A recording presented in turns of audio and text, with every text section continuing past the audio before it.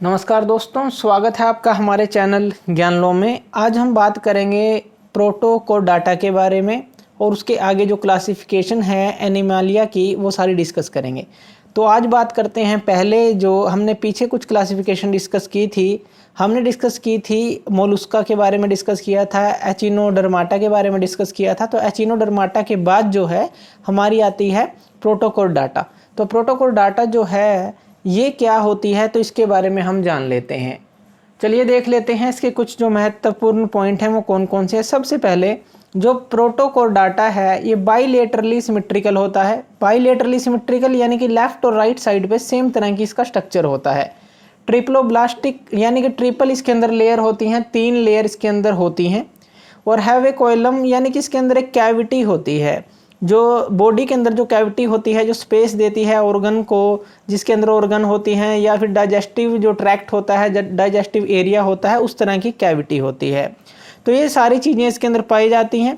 और इसके अलावा इसके अंदर एक न्यू फीचर होता है बॉडी डिज़ाइन का, जिसको हम बोलते हैं नोटोकॉर्ड। नोटोकॉर्ड क्या होता है? नोटोकॉर्ड हमारा रोड लाइक सपोर्ट स्ट्रक्चर होता है। ये जो रोड लाइक स्ट्रक्चर होता है ये सपोर्ट करता है बॉडी को। जैसे कि इसके अंदर यूज़ किया गया है कॉर्ड का, कॉर्ड मतलब स्ट्रिंग होता है एक तरह का, तो वो आप उससे इसको समझ सकते हैं। और ये जो है जो नोटोकॉर्ड होता है ये हमारा जो भी एनिमल है उसकी बैक से रन होता है, यानी कि बैक पे ये चलता है।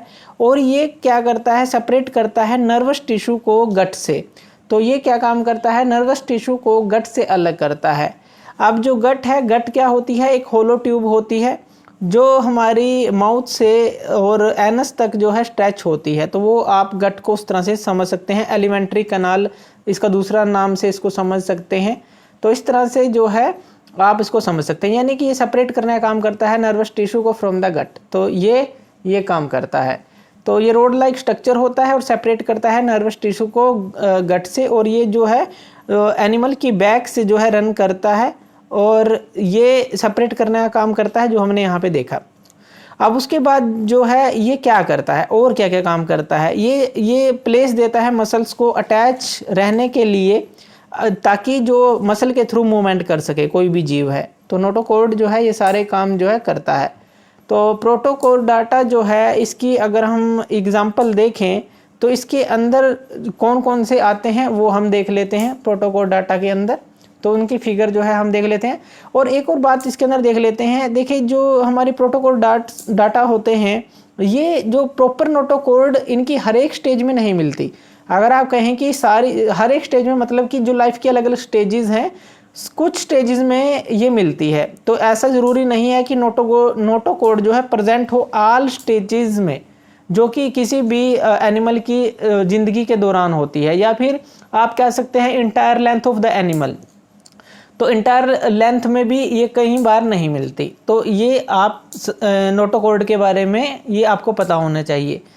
इसका जो एग्जांपल है आप ले सकते हैं बेलेनोग्लोसस, तो वो आप इसका एग्जांपल ले सकते हैं। तो उसकी हम फिगर देख लेते हैं कि वो किस तरह का होता है। तो ये इसकी फिगर होती है। तो ये है प्रोटोकोडाटा, जिसके अंदर हमने ये एग्जांपल लिया है बेलेनोग्लोसस का। तो इसके अंदर इस तरह की देखिए ये जो इसके सारे पार्ट हैं और इस तरह के जीव की हम बात कर रहे हैं। इसके अंदर जो प्रोटोकोडाटा है इस तरह के, और ये जो होते हैं मैराइन एनिमल होते हैं, तो ये भी हमें ध्यान रखना है। तो ये तो हो गया हमारा प्रोटोकोडाटा। नेक्स्ट क्लासिफिकेशन की बात कर लेते हैं, वो है हमारे पास वर्टेब्राटा।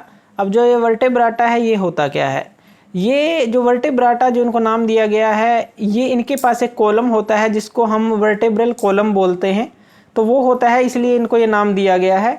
जो ये वर्टेब्रल कॉलम होता है ये हमारा एक तरह का स्पाइनल कॉलम आप इसको बोल सकते हैं, या कहें कि central axis of the skeleton, यानी कि स्केलेटन का सेंट्रल एक्सिस आप बोल सकते हैं। जैसे मछलियों के अंदर आपने देखा होगा एक सेंट्रल में से एक्सिस जाता है, एक बीच में से एक जो है एक्सिस देखने को मिलता है जिसको हम स्पाइनल कॉलम बोलते हैं, या फिर वर्टेब्रल कॉलम भी आप उसको बोल सकते हैं। और इसके पास इंटरनल स्केलेटन होता है। तो इंटरनल जो यानी कि जो ढांचा है वो भी इसके पास इंटरनल होता है। और ये कम्प्लीटली डिफरेंट डिस्ट्रीब्यूशन देता है जो मसल अटैचमेंट है उनको, ताकि जो है मूवमेंट है आसानी से हो सके। तो एक कंप्लीट आपने देखा होगा मछली के जो मसल्स हैं किस तरह से उनका डिफरेंट तरह का डिस्ट्रीब्यूशन होता है। तो मछली जो है आप इसका एग्जांपल ले सकते हैं। तो मसल की अटैचमेंट जो है इस तरह से होती है ताकि वो मूवमेंट कर सकें। जो वर्टेब्रेट्स होते हैं अब ये बायलेटरली सिमेट्रिकल होते हैं। बायलेटरली सिमेट्रिकल, ट्रिप्लोब्लास्टिक, ये हम बार बार पढ़ रहे हैं। कोइलमिक जो इनके कैविटी होती है, और सेगमेंटेड। सेगमेंटेड यानी कि जो पोर्शन के अंदर जो है प्रॉपरली ये सेगमेंटेड होते हैं, यानी कि टॉप टू बॉटम या लेफ्ट से राइट आप देख लें कि मान लीजिए इस तरह से आप एग्जांपल ले लें, तो यहाँ से जैसे ये जो है अलग अलग सेगमेंट बने हों, प्रॉपरली सेगमेंटेड होते हैं, प्रॉपरली ये भागों में बंटा होता है जो इसकी बॉडी होती है। इसके पास नोटोकॉर्ड होती है, नोटोकॉर्ड के बारे में हम ऊपर पढ़ चुके हैं। डोर्सल नर्व कॉर्ड होती है जो वर्टेब्राटा होती है। डोर्सल नर्व कॉर्ड क्या होती है? एक तरह का सॉलिड स्ट्रैंड होता है जिसको आप सेंट्रल जो नर्वस टिश्यू का आप कह सकते हैं कि सॉलिड स्ट्रैंड ये होता है। तो नोटोकॉर्ड एक रोड लाइक सपोर्ट स्ट्रक्चर हो गया, और ये हमारा जो है डोर्सल नर्व कॉर्ड जो हो गया ये सॉलिड स्ट्रैंड हो गया नर्वस टिश्यू का, तो नर्व कॉर्ड इसलिए बोला गया है। पेयर्ड गिल पाउचेज होते हैं, यानी कि इनके अंदर जैसे मछलियों की बात करें सांस कैसे लेती हैं, वो गिल के साथ लेती हैं, तो जो गिल्स हैं वो पेयर्ड गिल्स के कारण वो सांस ले पाती हैं, तो ये भी इनके अंदर देखने को मिलता है। तो वर्टेब्राटा के अंदर जो है, अब हम आगे पढ़ते हैं कौन सी इसकी क्लासिफिकेशन होती हैं। मेनली इनको 5 क्लासेस के अंदर ग्रुप किया जाता है, तो यानी कि जो वर्टेब्राटा है ये आप इनको 5 टाइप्स में बांट सकते हैं। पहला जो टाइप है पीसीज, इसके बारे में जान लेते हैं आप। पीसीज क्या हैं? ये हमारी मछलियां होती हैं, तो ये फिश होती हैं, और ये कहाँ पे रहती हैं ये भी हमें पता है। जो फिशेस होती हैं ये हमारी वाटर के अंदर एक्सक्लूसिवली अगर आप कहें कि वाटर लिविंग एनिमल्स हैं। और जो इनकी स्किन होती है, इनकी स्किन कवर होती है प्लेट्स के साथ। आपने इनकी स्किन देखी होगी, छोटी छोटी जो प्लेट्स होती हैं उसके साथ ये कवर होती हैं, जिनको हम स्केल्स भी बोलते हैं। और ये सांस कैसे लेती हैं? जो डिजोल्व्ड ऑक्सीजन होती है वाटर के अंदर उससे ये लेती हैं, और उसके लिए यूज़ करती हैं गिल्स का। अपनी गिल्स का यूज़ करके डिजोल्व्ड जो ऑक्सीजन होती है वाटर के अंदर उसके थ्रू ये सांस लेती है। और जो बॉडी होती है इनकी स्ट्रीमलाइंड होती है, यानी कि एक प्रॉपर जो है स्ट्रीमलाइंड होती है, और मस्कुलर इनकी टेल होती है जो कि इनकी हेल्प करती है मूवमेंट के अंदर। जो पूंछ के थ्रू ही ये आगे की तरफ जो तैरती हैं पानी के अंदर। और ये क्या होते हैं? कोल्ड ब्लडेड एनिमल्स के अंदर आते हैं, यानी कि ये अपनी बॉडी के टेम्परेचर को रेगुलेट नहीं कर सकते।